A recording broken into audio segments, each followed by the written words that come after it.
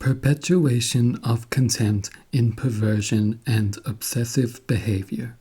If we start from the premise that a person's whole development and his balance, which is based upon it, is dependent on the way his mother experienced expression of needs and sensations during his first days and weeks of life, then we must assume that it is here that the beginning of a later tragedy might be set. If a mother cannot take pleasure in her child as he is, but must have him behave in a particular way, then the first value selection takes place for the child. Now good is differentiated from bad, nice from nasty, and right from wrong. Against this background will follow all his further valuations of himself. Such an infant must learn that there are things about him for which the mother has no use. She will expect her child to control his bodily functions as early as possible. On the conscious level, his parents apparently want him to do so in order not to offend against society.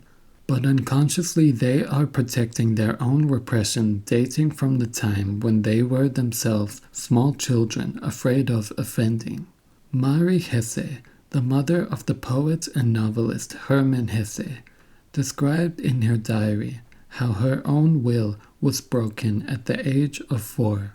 When her son was 4 years old, she suffered greatly under his defiant behavior and battled against it with varying degrees of success.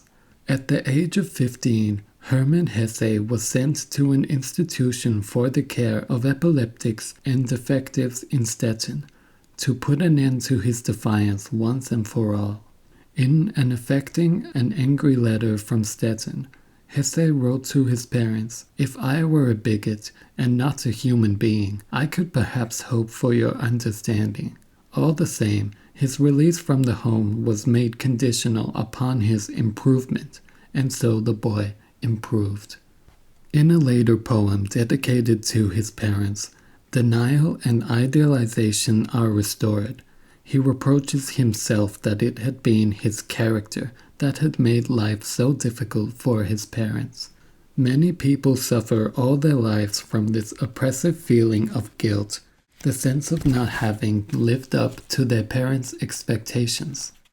This feeling is stronger than any intellectual insight they might have, that it is not a child's task or duty to satisfy his parents' needs.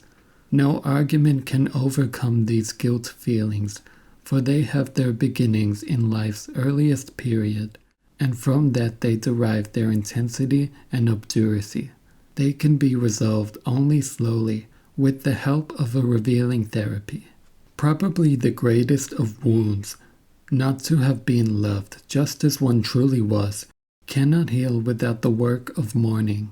It can be either more or less successfully resisted and covered up, as in grandiosity and depression, or constantly torn open again in the compulsion to repeat. We encounter this latter possibility in obsessive behavior and in perversion, where the mother's or father's scornful reactions to the child's behavior have stayed with him as repressed memory, stored up in his body. The same happens with mistreatments and molestations that have been endured. The mother often reacted with surprise and horror, aversion and disgust, shock and indignation, or fear and panic to the child's most natural impulses. His autoerotic behavior, investigation and discovery of his own body, urination and defecation, or his curiosity or rage in response to betrayal and injustice. Later, all these experiences remain closely linked with the mother's horrified eyes. They drive the former child to obsessions and perversions in which the traumatic scenes that were endured can be reproduced. In order for pain to be avoided, the true meaning of these scenes must remain unrecognizable to the person himself. The patient goes through torment when he reveals to the therapist his hitherto secret sexual and autoerotic behavior. He may, of course, also relate this material quite unemotionally, merely giving information, as if speaking of some other person. Such a report, however, will neither help him break out of his loneliness nor lead him back to the reality of his childhood. It is only when he is willing not to fend off his feelings of shame and fear, but rather to accept and experience them, that he can discover the real past reasons for these feelings. His most harmless behavior will then cause him to feel mean, dirty, or completely annihilated. He is surprised indeed when he realizes how long this suppressed feeling of shame has survived and how it has found a place alongside his tolerant and advanced views of sexuality.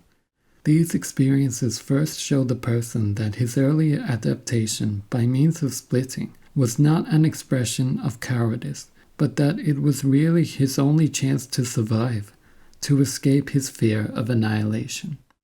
Can a mother be so menacing? Yes, if she was always proud of being her mother's dear, good daughter, who was dry at the age of 6 months and clean at a year, who at 3 could mother her younger siblings, and so forth.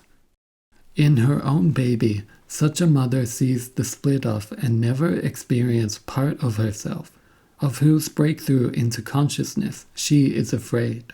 She also sees the uninhibited sibling baby, whom she mothered at such an early age and only now envies and perhaps hates in the person of her own child. So she trains her child with looks, despite what may be a greater intellectual wisdom than her own mother's. As the child grows up, he cannot cease living his own truth and expressing it somewhere, perhaps in complete secrecy. In this way, a person can have adapted completely to the demands of his surroundings and can have developed a false self, but in his perversion of his obsessions, he still allows a portion of his true self to survive, in torment. And so the true self lives on, but underground, in the same conditions as the child once did with his disgusted mother, whose memory in the meantime he has repressed. In his perversion and obsessions, he constantly reenacts the same drama. A horrified mother is necessary before sexual satisfaction is possible. Orgasm, for instance, with a fetish, can be achieved only in a climate of self-contempt. Criticism can be expressed only in seemingly absurd, unaccountable, and frightening obsessive fantasies. Nothing will better serve to acquaint us with the hidden tragedy of certain unconscious mother-child relationships than witnessing the destructive power of the compulsion to repeat, and that compulsion's dumb, unconscious communication in the shaping of its drama. It is of primary importance that, although the patient may experience the therapist as hostile to his desires and compulsions, critical and contemptuous, the therapist should never in fact really be so. This may sound obvious, but it is not always true in practice. In fact, the therapist sometimes does just the opposite, quite unconsciously.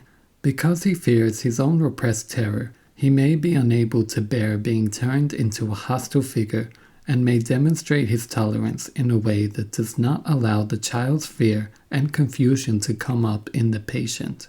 Such a therapist may emphasize that his patients are for him always adult clients and not children, as if the feelings of a child were something to be ashamed of and not something valuable and helpful.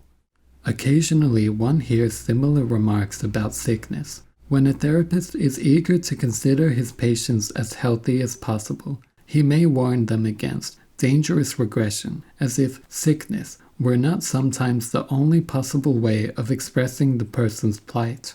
Many people have, after all, been trying all their lives to be as adult and healthy, normal as possible. They should be given support for the relief they feel at the discovery of this socially conditioned straitjacket of child rejection and normalcy worship within themselves. By giving it up, they will get in touch with their true feelings.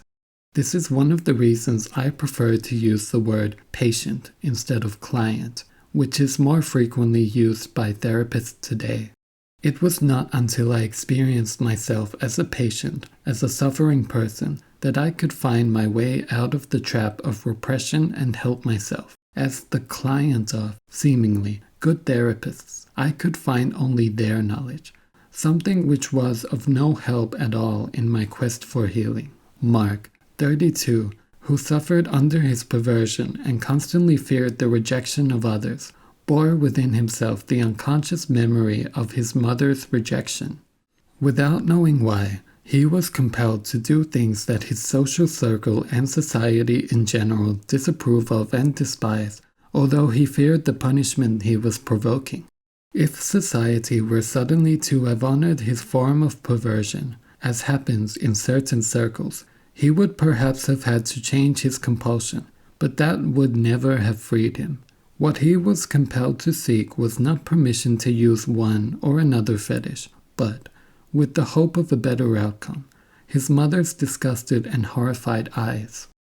He looked for this response in his therapist, too, using all possible means to provoke him to disgust, horror, and aversion. This provocation, of course, recounted what had actually happened at the beginning of Mark's life. This recounting was of no use to him, however, as long as the old feelings were blocked. The most brilliant intellect cannot break this block down, but with the help of his complaints, the experience of profound feelings, with confronting the abuses and condemning the deeds, he could give up his acting out. He now knew what he really needed. If a person can see through to the goals and compulsions behind this sort of provocation, then the whole decayed building collapses and gives way to true, deep, and defenseless mourning. When this happens, all the distortions are no longer necessary. This is a clear demonstration of how mistaken the attempt is to show a patient his sexual conflicts if he has been trained from earliest childhood on to feel nothing. How can these conflicts be experienced without feelings of rage, abandonment, jealousy, loneliness, love? In the last 10 years, I have received many letters from readers who wrote to me to say that as teenagers they had been sexually abused, seduced, and emotionally exploited by adult men, without ever being able to recognize this fact because of their blindness stemming from repressed childhood memories. It was not before they read my book, Thou Shalt Not Be Aware, that they began to have doubts and suspicions.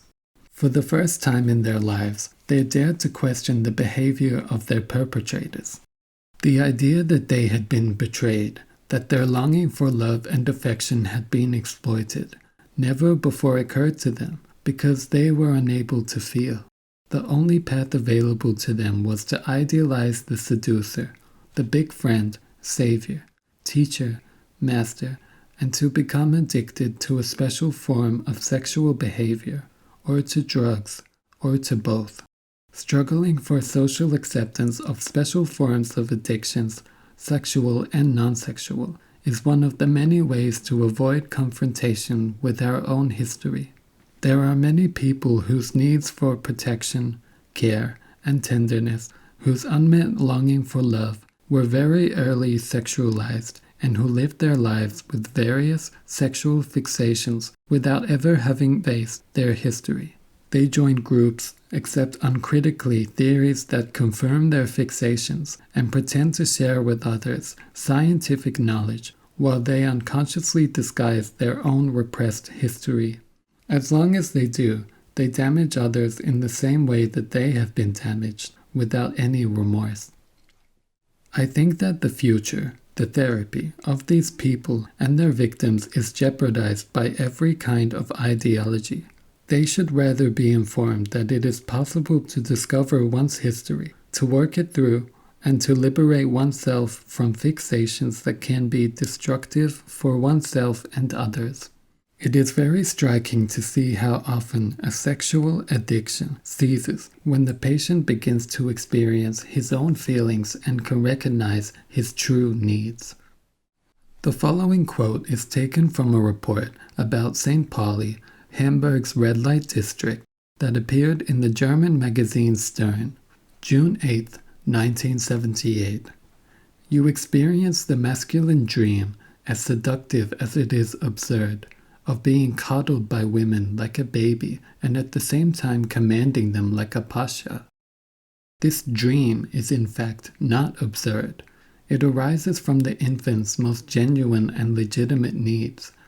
Our world would be very different if the majority of babies had the chance to rule over their mothers like pashas and to be cuddled by them, without having to concern themselves with their mother's needs. The reporter asked some of the regular clients what gave them most pleasure in these establishments and summarized their answers as follows: that the girls are available and completely at the customer's disposal. They do not require protestations of love like girlfriends.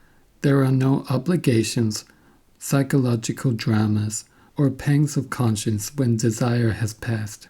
You pay and are free. Even and especially, the humiliation that such an encounter also involves for the client can increase stimulation, but that is less willingly mentioned.